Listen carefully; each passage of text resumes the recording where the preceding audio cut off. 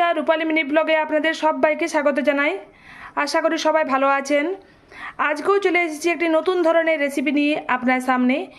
এই যে দেখছেন আম, এই পাকা আমের আজ বানাবো পাকা আমের সন্দেশ। এর জন্য কী কী উপকরণ নিয়েছি দেখে নিন আর ঝটপট বানিয়ে নিই। চলুন। আমের সন্দেশ বানাতে আমি উপকরণ নিয়েছি এখানে দুটো আমের, এখানে আমি পেস্ট করে নিয়েছি খোসা ছাড়িয়ে। এই যে দেখুন, এখানে নিয়েছি 1 লিটার দুধের ছানা। এটা আমি ভালোভাবে ফাটিয়ে ছানা তৈরি করে এটা ঠান্ডা করে আমি মেখে নিয়েছি। এখানে নিয়েছি এলাচ 4টে, আমি ভেঙে নিয়েছি। এখানে 100 গ্রাম চিনি নিয়েছি। এখানে নিয়েছি 50 গ্রাম গুঁড়ো দুধ। এবারে এই ছানার সন্দেশটা তৈরি করা যাক। চলুন। গ্যাস অন করে নিয়েছি, কড়াই বসিয়ে দিয়েছি। কড়াইয়ের মধ্যে দিয়ে দিলাম পাকা আমের পেস্টটা। একটু হালকা নেড়ে চেড়ে এটা একটু ফুটিয়ে নেব।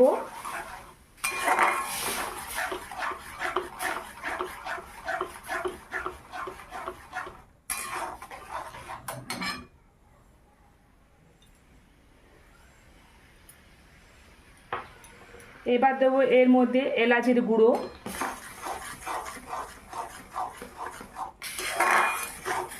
এলাচের গুঁড়ো দিলে ভালো লাগে, স্বাদটা গন্ধটা ভালো লাগে, তার জন্য দিলাম। আপনারা চাইলে দিতেও পারেন, আবার নাও দিতে পারেন।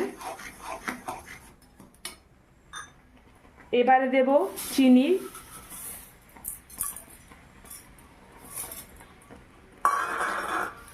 চিনি দিয়ে ভালোভাবে নেড়ে চেড়ে নিলাম।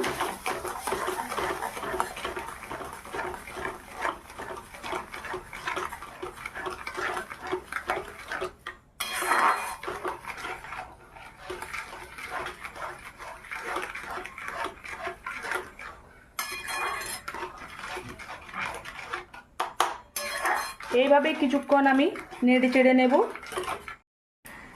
অনেকক্ষণ নেড়ে চেড়ে নেওয়ার পর দেখুন পুরো ফুটে উঠেছে। এরপর দিয়ে দেব মেখে নেওয়া ছানা।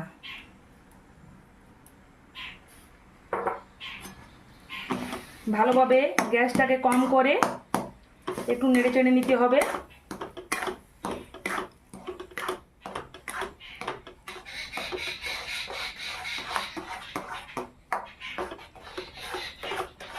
এইভাবে কিছুক্ষণ ধরে নেড়ে চেড়ে নেব।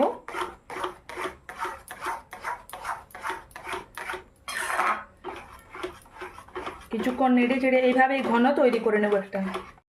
কিছুক্ষণ ধরে নেড়ে চেড়ে নেওয়ার পর এবারে দেব 50 গ্রাম গুঁড়ো দুধ।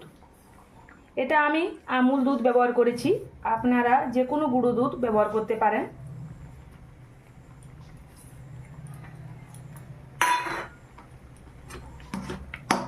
এবার এটা ভালোভাবে মিশিয়ে নিতে হবে।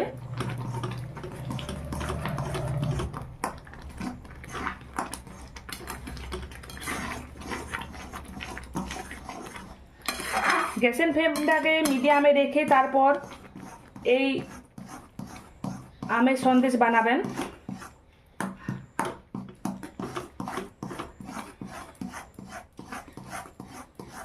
না হলে তলাতে লেগে যাওয়ার ভয় থাকে।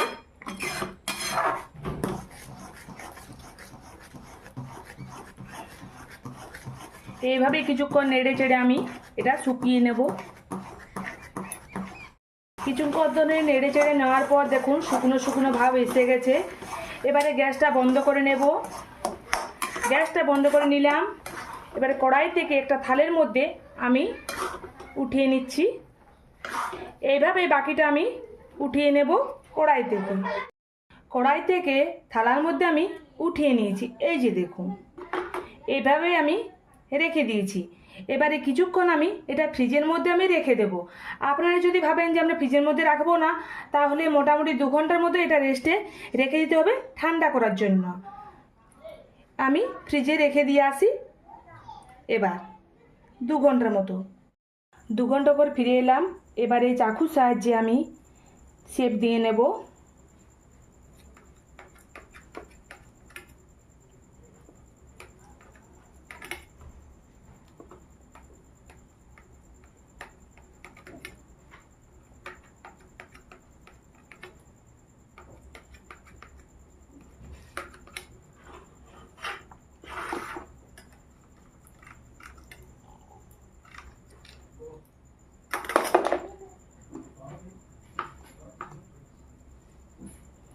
এই যে দেখুন, খুব সুন্দর হয়েছে না পাকা আমের সন্দেশ।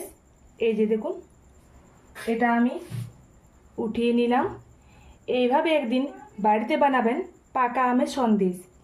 এই সিজনে একদিন বানিয়ে ফেলেন ঝটফট করে পাকা আমের সন্দেশ, খেতেও দুর্দান্ত এবং বাচ্চারা সবাই, ছোট বড় সবাই পছন্দ করবে এই পাকা আমের সন্দেশ।